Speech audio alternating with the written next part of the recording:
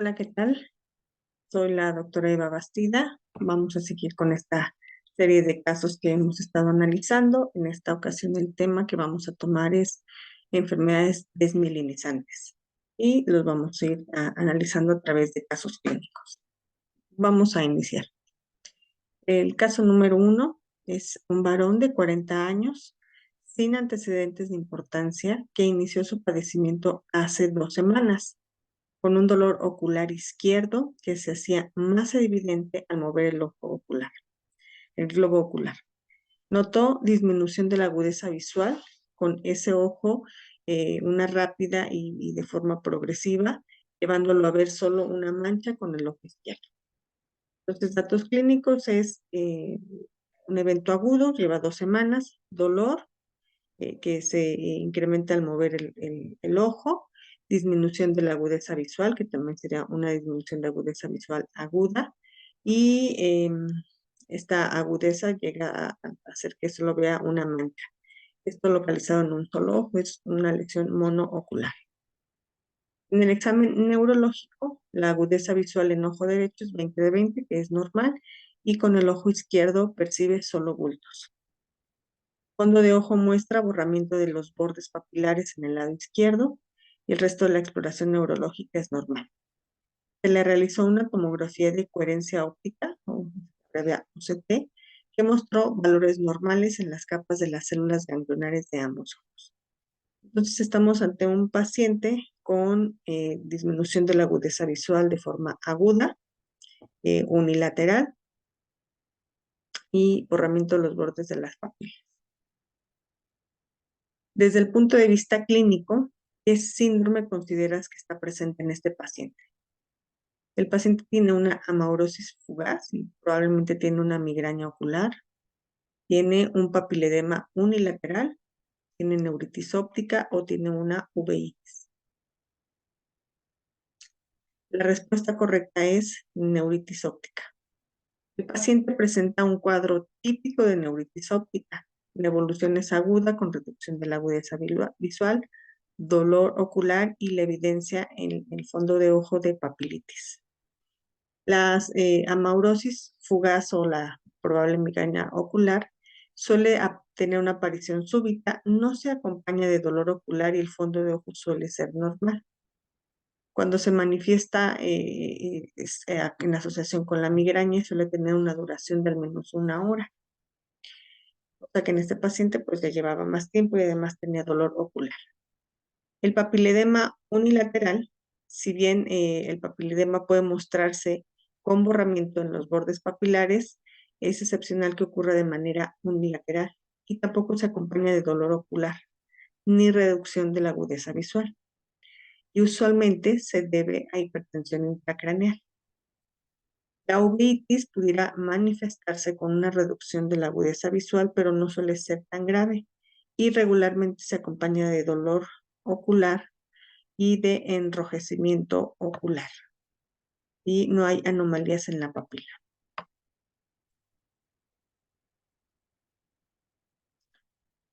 La neuritis óptica, dentro de las enfermedades desmielinizantes, vamos a tener algunos síndromes y algunos padecimientos, dentro de los cuales vamos a encontrar síndromes clínicamente aislados o enfermedades ya propiamente degenerativas y desmielinizantes.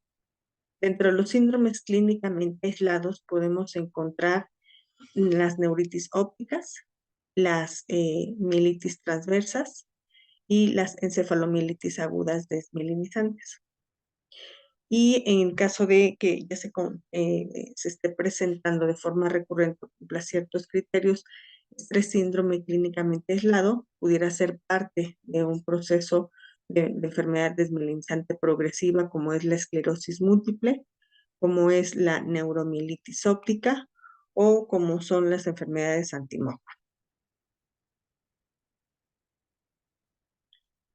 En el caso del síndrome clínicamente aislado, ¿okay? Tenemos una variedad de criterios para poderla considerar. El clásico, el síndrome clínicamente aislado, se refiere a un evento único de signos y síntomas que indican una lesión. Es decir, es una enfermedad aislada en espacio y tiempo. En este caso, nervio óptico que nos genera una neuritis óptica. Otra posibilidad de criterio de síndrome clínicamente aislado son episodios recurrentes en una misma localización, es decir, que tenga de forma recurrente neuritis óptica en el mismo nervio óptico. Sería una enfermedad aislada en espacio, pero no en tiempo. Otra posibilidad es un único evento clínico donde los síntomas o los hallazgos al examen neurológico sugieren la presencia de dos o más lesiones en localizaciones diferentes. Es decir, están aisladas en tiempo, pero no en espacio. Existe también el síndrome radiológicamente aislado, en el cual en una resonancia de cráneo o de médula se observan lesiones desmielinizantes que tienen criterios de McDonald, pero no hay datos clínicos. Y síndromes clínicamente aislados tienen el riesgo de desarrollar esclerosis múltiple en los siguientes 20 años. Según el número de lesiones que se encuentren, existe la posibilidad de que esto se progrese en un 60 o 70% de los pacientes a una esclerosis múltiple. Algo que puede incrementar el riesgo de conversión a esclerosis es la presencia de bandas oligoclonales.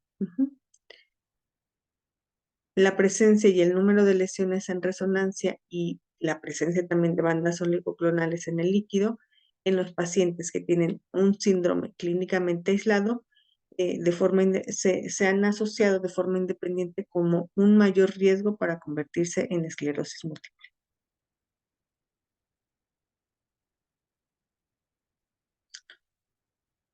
La neuritis óptica entonces es una enfermedad inflamatoria aguda del nervio óptico que puede clasificarse de patrón clínico típico o atípico. El patrón típico está asociado con esclerosis múltiple o un síndrome clínicamente aislado y los patrones atípicos pueden estar asociados con enfermedades sistémicas como las vasculitis o enfermedades no sistémicas como la neuritis óptica recurrente o el NMO.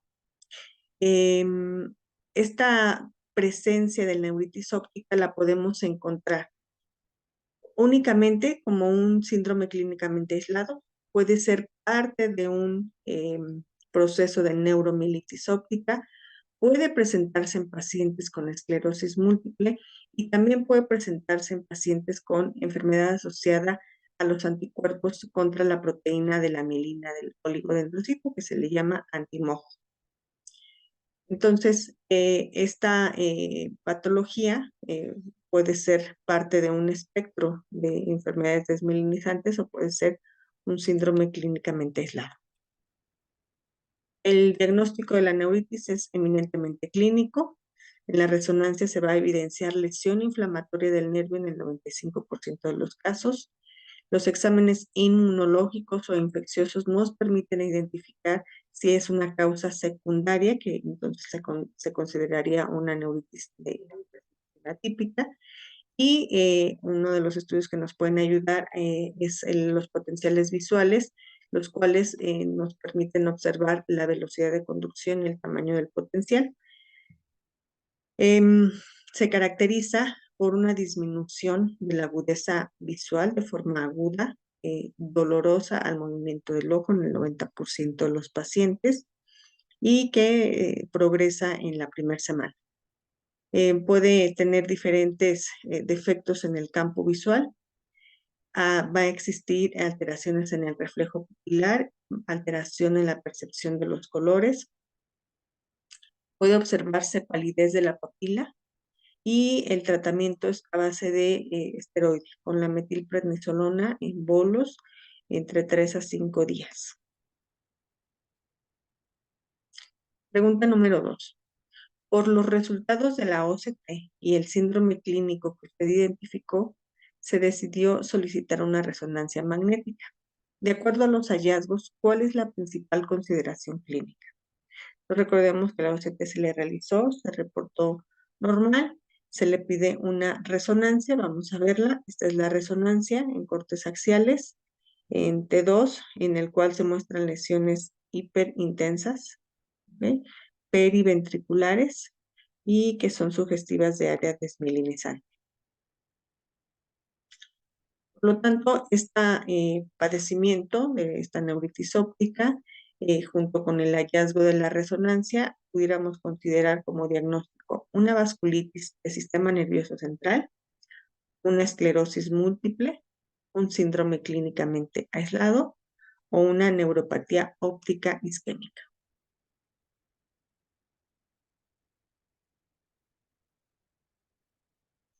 La respuesta correcta es un síndrome clínicamente aislado, que se caracteriza por un primer episodio de disfunción neurológica con duración de más de 24 horas y evidencia de lesiones desmielinizantes múltiples en la resonancia. Las vasculitis de sistema nervioso central pueden ser causa primaria o secundaria de algunas enfermedades sistémicas. En este caso, la paciente no tiene otros antecedentes de relevancia para mostrarnos manifestaciones sistémicas. Y además es común el curso de dolores de cabeza, de cefaleas. En el caso de la esclerosis múltiple, este paciente ha desarrollado su primer episodio de disfunción, específicamente la neuritis. La resonancia es anormal, con múltiples lesiones compatibles con una enfermedad desmielinizante, pero no está cumpliendo los criterios actuales de diseminación en tiempo y espacio para considerar la esclerosis múltiple. Entonces es un episodio clínico, aún no cumple criterios clínicamente definidos de esclerosis múltiple. Y las neuropatías ópticas isquémicas, una neuropatía que es un trastorno vascular frecuente en mayores de 50 años y se produce infarto del nervio óptico. Su aparición es súbita e indolora. La OCT es una técnica no invasiva, precisa, cuantitativa, que nos permite obtener imágenes del espesor de la retina. En el campo de las enfermedades desmielinizantes nos sirve para diagnosticar la neuritis óptica y el diagnóstico diferencial de otras neuropatías ópticas. Los estudios de conducción nerviosa nos permiten evaluar el potencial del nervio óptico a través de la amplitud del potencial y la velocidad de conducción del nervio. Pregunta número 3. Se decidió extender el estudio de la resonancia a la médula cervical. De acuerdo con los hallazgos en este contexto, ¿cuál es la consideración diagnóstica? Se hizo una primera resonancia de cráneo y se observaron lesiones desmielinizantes con un evento clínicamente aislado. Y al observar estas lesiones se completa el estudio con una nueva resonancia, pero ahora a nivel cervical, en la cual se observa, este es en un corte sagital, en un T2. Aquí vamos viendo los cuerpos vertebrales, estos son los espacios intervertebrales, nuestros discos intervertebrales, vean cómo están alineados. Este es el canal medular, aquí viene la médula y se observa una área, una zona hiperintensa a nivel de T6, también sugestiva de lesión desmielinizante.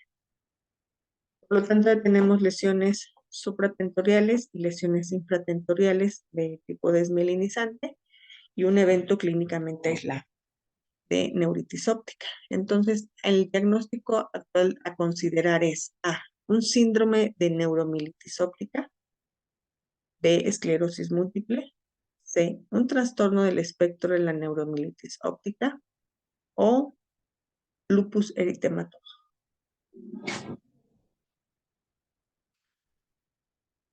La respuesta correcta es esclerosis múltiple. Este paciente ya desarrolló un primer episodio de disfunción neurológica focal. La resonancia es anormal, tiene múltiples lesiones y también tiene afectación de la resonancia, por lo que se debe de considerar esta posibilidad de esclerosis múltiple. El síndrome de neuromielitis óptica requiere la aparición además de una neuritis óptica, de una mielitis transversa. ¿Okay? En este caso, el paciente no ha tenido esta mielitis, la cual es la presencia de la sintomatología de la mielitis con lesiones que afectan más de 3 segmentos medulares. Los criterios para lupus pues, no tiene criterios diagnósticos y no tiene afectaciones sistémicas. Según los criterios diagnósticos actuales de McDonald del 2017, tras tras presentar un evento clínicamente aislado, la presencia de diseminación en el espacio puede establecerse mediante la demostración de al menos una lesión característica de la esclerosis en dos de las cuatro áreas del sistema nervioso central.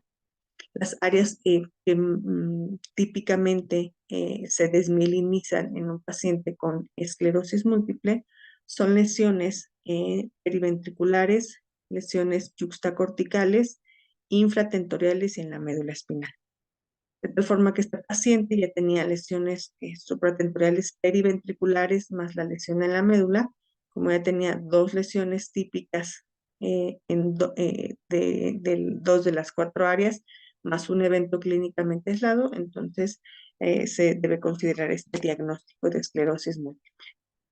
Son los criterios de McDonald del 2017, los cuales nos van a hablar de las presentaciones clínicas, la demostración de diseminación en el espacio y diseminación en el tiempo. Observando estudios de imagen para identificar cuáles son las lesiones características de las enfermedades desmielinizantes. Estas son las lesiones clásicas, que son ovoides, lesiones periventriculares. Estas serían las lesiones yuxtacorticales, lesiones infratentoriales y las lesiones a nivel de la médula espinal. Nuevamente, lesiones periventriculares del cuerpo calloso, las yuxtacorticales infratentoriales. Pregunta número 4. En los estudios de laboratorio se reportó anticuerpos anti-MOG positivos y anticuerpos anti-NMNO negativos. Esto es ahora ¿cuál sería la consideración actual? Entonces ya vimos que no teníamos un solo evento clínico. Al hacer el estudio de imagen se observan lesiones en dos de cuatro lugares característicos, por lo tanto se hace la consideración de esclerosis múltiple y se le solicitan algunos marcadores biológicos para determinar qué tipo de enfermedad es mielinizante y se reportan los anti-MOG. Por lo tanto, la consideración actual sería el diagnóstico de esclerosis múltiple, una enfermedad del espectro anti-MOG, lupus eritematoso o una neuromielitis óptica seronegativa. La respuesta correcta es enfermedad del espectro anti-MOG, ya que están positivos los anticuerpos anti-MOG. En el caso de la esclerosis múltiple, pues este paciente ya tenía características clínicas, pero al ser positivo anti-MOG, deja de ser esclerosis múltiple y pertenece a la enfermedad del espectro anti-MOG. En el lupus, pues se requieren cumplir ciertos criterios sistémicos que no presenta la paciente, y en la neuromielitis seronegativa, este es un diagnóstico de exclusión, ya que en la neuromielitis se encuentran anticuerpos anti-apaurina. Y necesariamente la presencia de estos anti-MOG pues excluye la posibilidad de esta patología.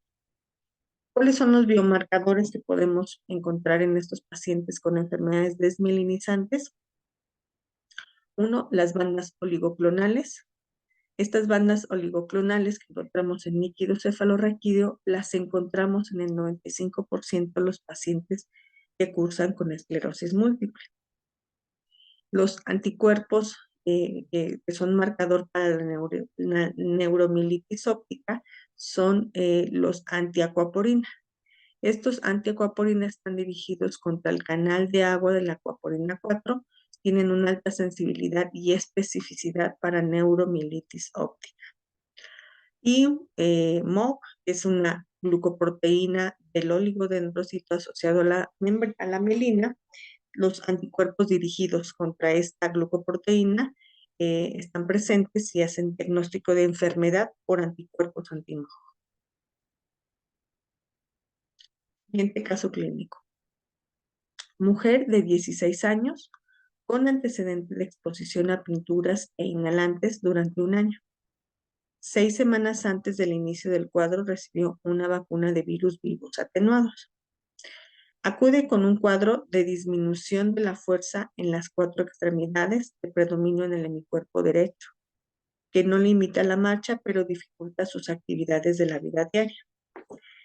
En el interrogatorio dirigido narra que notó en primera instancia afectación del miembro torácico derecho, luego del pélvico homolateral a las 24 horas, después de los miembros torácicos y pélvicos izquierdos, y esto la motivó a buscar atención médica. Acude el 6º día de instalación del cuadro, cuando se agrega disminución de la agudeza visual, sin llegar a amaurosis en el campo visual de ambos ojos. A la exploración física no se encuentran datos relevantes. A la exploración neurológica se revela una fuerza 4 de 5 hemicorporal del lado izquierdo, 4 de 5 del torácico derecho, una fuerza 3 de 5 en el miembro pélvico derecho. Los reflejos musculares están incrementados y existe signo de Babinski de forma bilateral. Pregunta: ¿cuál es el nivel anatómico de la lesión actualmente? A, el nervio periférico; B, hemisferios cerebrales; C, médula espinal; o D, tallo cerebral. Recordemos que estamos teniendo un síndrome piramidal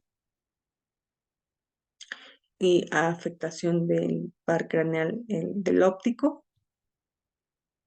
¿Ok? Fue presentándose de forma gradual los síntomas y antecedentes de vacunación. La respuesta correcta son hemisferios cerebrales. La afectación bilateral simétrica de la vía piramidal sin ningún otro dato clínico, es decir, sin que tenga datos sensitivos, cerebelosos o de alteración de pares craneales o de los movimientos, y una historia de instalación en conjunto con asimetría, pues sugiere un nivel bihemisférico. Puede ser nervio periférico, ya que tendríamos que describir un síndrome de neurona motora inferior, y al contrario estamos encontrando datos de neurona motora superior. A nivel espinal no lo podemos considerar, ya que el nivel sensitivo es prácticamente el patognomónico de una afectación de médula espinal. Entonces, a la exploración encontraríamos nivel que no se reporta al momento. Y a nivel de tallo, en este caso no tenemos pares craneales de tallo, ¿no? Que recordemos que el nervio óptico no pasa por tallo, por lo tanto no tiene características para pensar que la vía dañada sea a nivel de tallo. Siguiente pregunta: teniendo en cuenta toda la historia y que 6 semanas antes del inicio del cuadro recibió una vacuna de virus vivos atenuados, ¿en qué estructuras hay evidencia de afectación? A, nervio óptico bilateral y médula espinal; B, sustancia gris y sustancia blanca supratentorial; C, nervio óptico izquierdo y médula espinal en nivel torácico; D, médula cervical y nervio óptico izquierdo.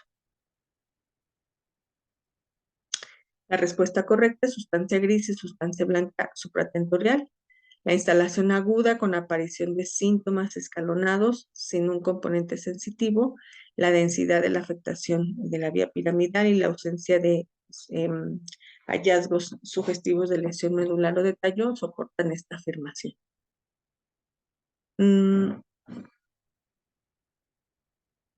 ¿Qué estudio solicitaría para continuar el abordaje diagnóstico?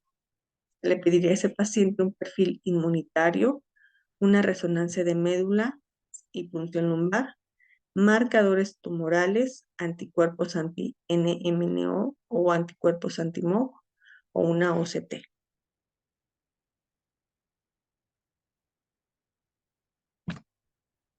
Se solicitaría un perfil inmunitario, una resonancia de médula espinal, punción lumbar, y la afectación la neurológica en múltiples niveles con una mujer joven incluye diversas afecciones, entre ellas enfermedades autoinmunes, pueden ser enfermedades inflamatorias, por lo que se descartarían mediante el perfil inmunológico, y buscar la presencia de lesiones desmielinizantes mediante la resonancia.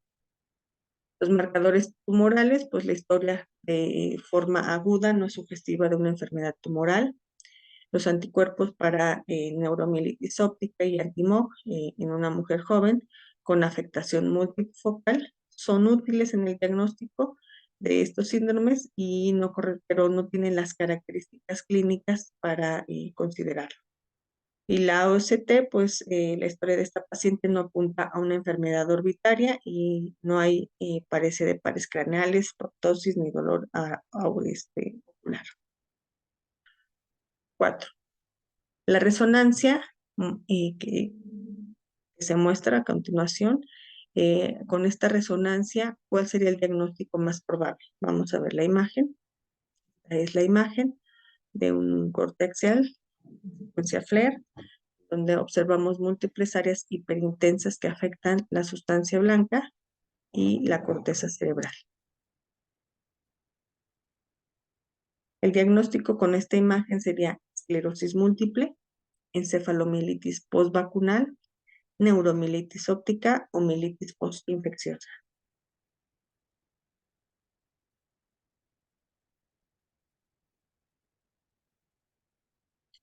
La respuesta es una encefalomielitis postvacunal. La afectación multifocal en sustancia blanca y en sustancia gris con antecedentes de la vacunación es la que nos da la posibilidad diagnóstica. No se debe olvidar que hay que considerar diagnósticos de exclusión y eliminar causas de este tipo de lesiones u otro tipo de cuadros clínicos. La esclerosis múltiple, pues el tipo de lesiones no son las habituales y características que se presentan, como las periventriculares. Por lo tanto, no, ese tipo de lesiones no son características de esclerosis múltiple. La neuromielitis óptica, cuando afecta la médula espinal, compromete varios segmentos medulares, al menos 3. En este caso no tiene este espectro, ya que no ha presentado neuromielitis, no ha presentado mielitis transversa. Las mielitis postinfecciosas suelen ser de carácter monofásico y no tiene datos clínicos de afectación medular en esta fase. La enfermedad desmielinizante inflamatoria, que sería esta encefalomielitis postvacunal, eh, puede ser secundaria a una infección, a una vacuna. Usualmente es polisintomática y con imágenes desmielinizantes. Estas imágenes son diseminadas, multifocales, son extensas, afectan tanto sustancia gris como la sustancia blanca y provocan un compromiso difuso del sistema nervioso central. También se le llama encefalopatía aguda desmielinizante. Suele ser monofásica y tener buen pronóstico. Y en el líquido cefalorraquídeo puede existir una pleocitosis linfocitaria, incremento de proteínas y presencia de bandas oligoclonales de forma transitoria. La definición de las encefalomielitis agudas requieren de una encefalopatía y de síntomas multifocales. Generalmente tienen un antecedente de proceso infeccioso. Y algunos pueden tener una fase previa con fiebre, malestar, datos meningios, somnolencia y que progresa rápidamente.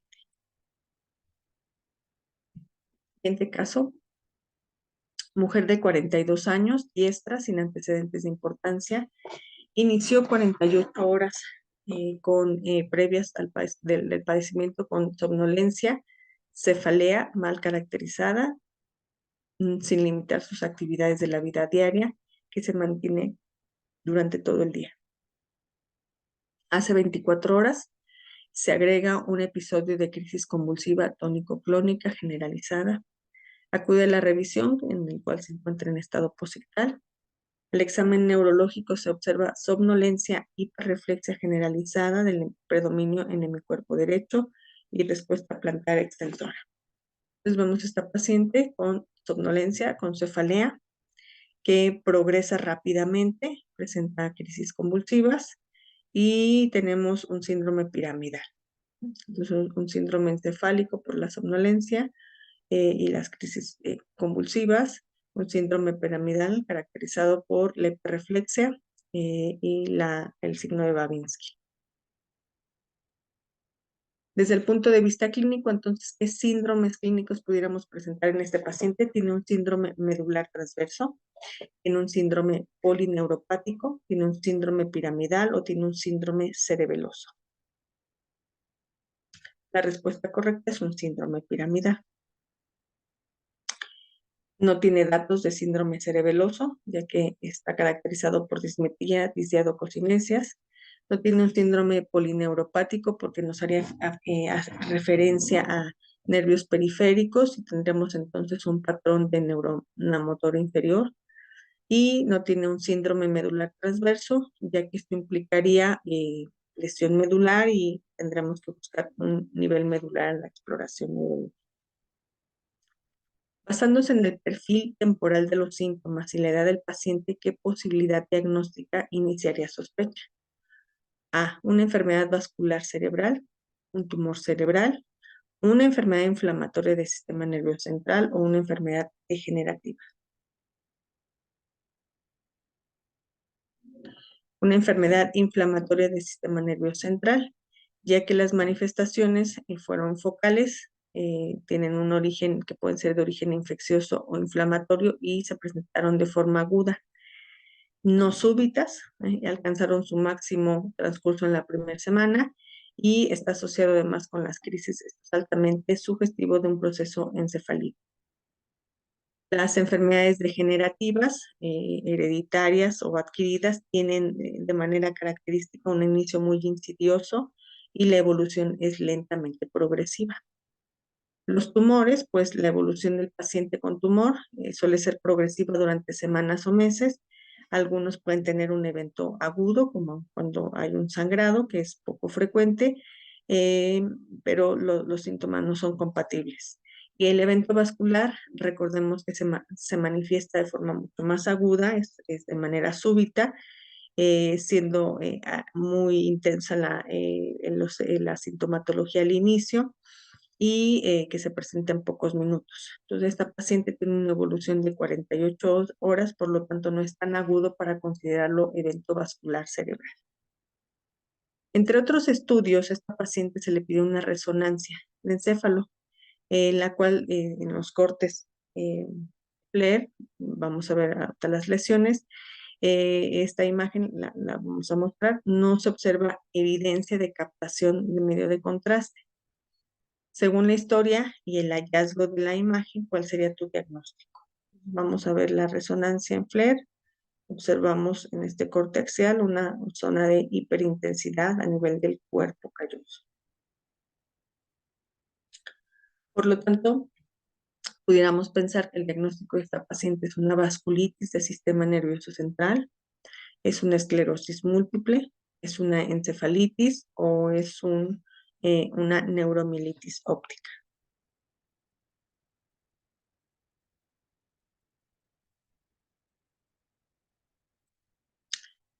El diagnóstico es una encefalitis. La paciente ha presentado un episodio de disfunción neurológica focal aguda con evidencia en la resonancia de la lesión que muestra la hiperintensidad en el cuerpo calloso y las crisis. Por lo tanto, tiene una encefalopatía. En el caso de las neuromielitis ópticas, pues tendremos que tener manifestación de neuritis óptica y de mielitis transversa que no mostró la paciente. En las vasculitis, pueden existir vasculitis primarias del sistema nervioso central. Generalmente son enfermedades autoinmunes sistémicas. Entonces no tienes sintomatología sistémica para considerar este diagnóstico. Y en el caso de esclerosis, pues esta paciente ha desarrollado, es su primer episodio de disfunción. Su rezo es anormal, pero las lesiones no son típicas para considerarlas dentro del espectro de esclerosis múltiple. Pregunta número 4. Se ha iniciado tratamiento antiepiléptico con valproato de sodio, pero la paciente persiste en un estado encefalopático, con pobre interacción con el medio. El electroencefalograma muestra actividad epiléptica continua. Usted decide iniciar con bolos de metilprednisolona intravenosa cada 24 horas y ajustar el tratamiento antiepiléptico.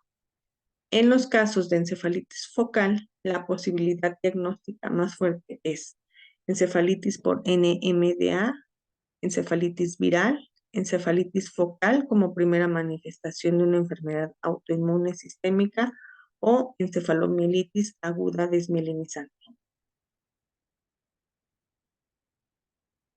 La respuesta correcta, encefalitis viral.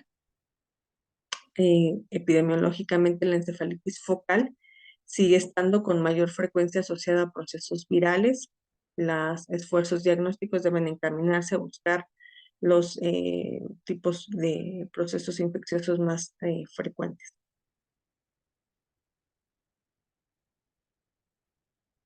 Siguiente caso, mujer de 39 años, diestra, sin antecedentes de importancia.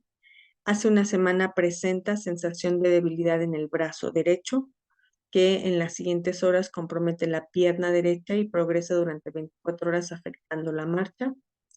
Niega otros síntomas.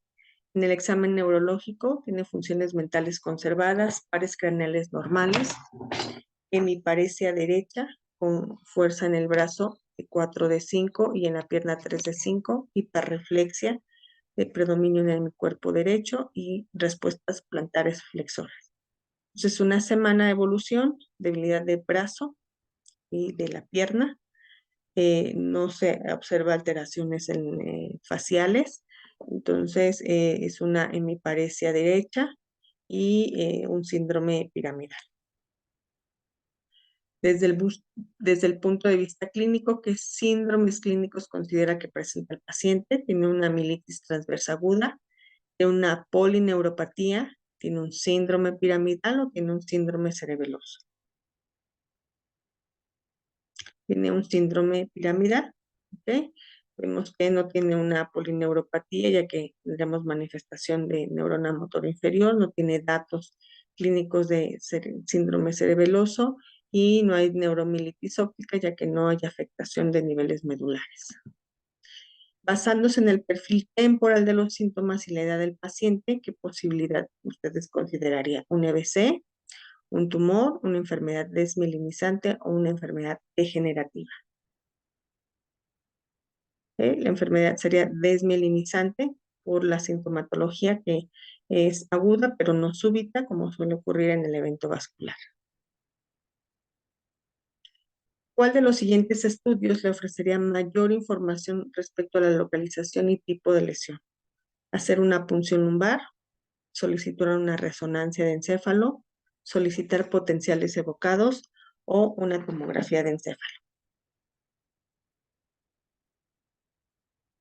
La resonancia.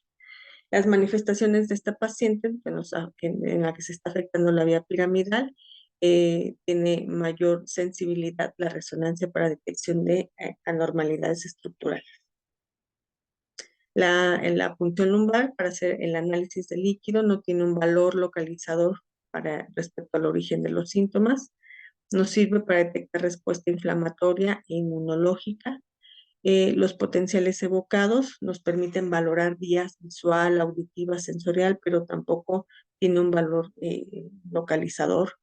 Y la tomografía de encéfalo nos permite detectar anomalías estructurales, pero tiene ciertas limitaciones para demostrar lesiones de fosa posterior y por lo tanto la resonancia es mucho más sensible y sería el método de elección. Entre otros estudios, a esta paciente se le realizó una resonancia de encéfalo en la cual muestra los cortes en FLAIR. No hay evidencia de captación de contraste. Según la historia y los hallazgos de neuroimagen, ¿cuál sería el diagnóstico en este momento? Veamos la imagen. Esta es la imagen en la que vemos las zonas de hiperintensidad, que son características desmielinizantes de forma localización en hemisferio izquierdo periventriculares. El diagnóstico entonces sería una vasculitis del sistema nervioso central, una esclerosis múltiple, un síndrome clínicamente aislado o un síndrome de una enfermedad de neuromielitis óptica.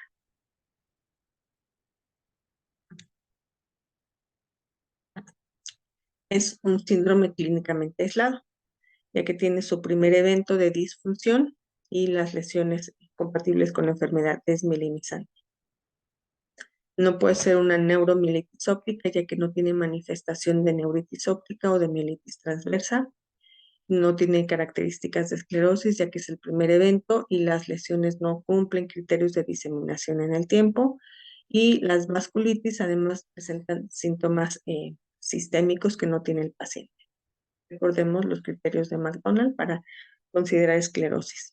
En este caso no se cumple, por lo tanto es un síndrome clínicamente aislado.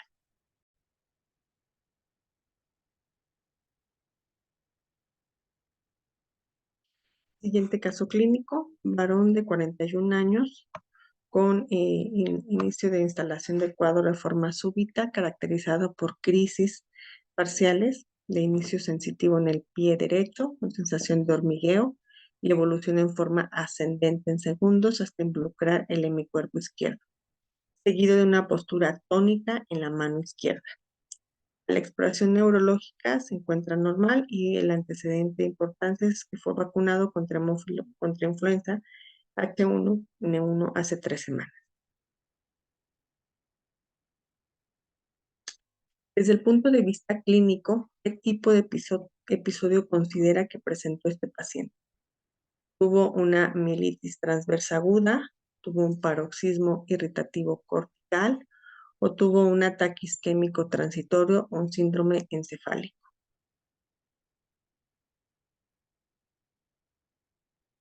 La respuesta correcta es un paroxismo irritativo cortical. Este es un término que nos está implicando una descarga neuronal en el área cortical específica y que se relaciona con síntomas sensitivos y posteriormente con afectaciones de áreas corticales asociadas. No se puede considerar una mielitis transversa, ya que implicaría eh, síntomas a nivel medular y la presencia de un nivel medular que no encontramos en este paciente. Los eventos isquémicos transitorios, pues la sintomatología nos da una deficiencia, pero habitualmente el déficit es de minutos y duración de menos de 1 hora en el evento isquémico transitorio. La presencia de parestesias no corresponde a un síntoma por déficit, sino a un síntoma positivo. Y el concepto de el ataque isquémico transitorio descarta el síndrome si hay presencia de crisis parciales o generalizadas como manifestación.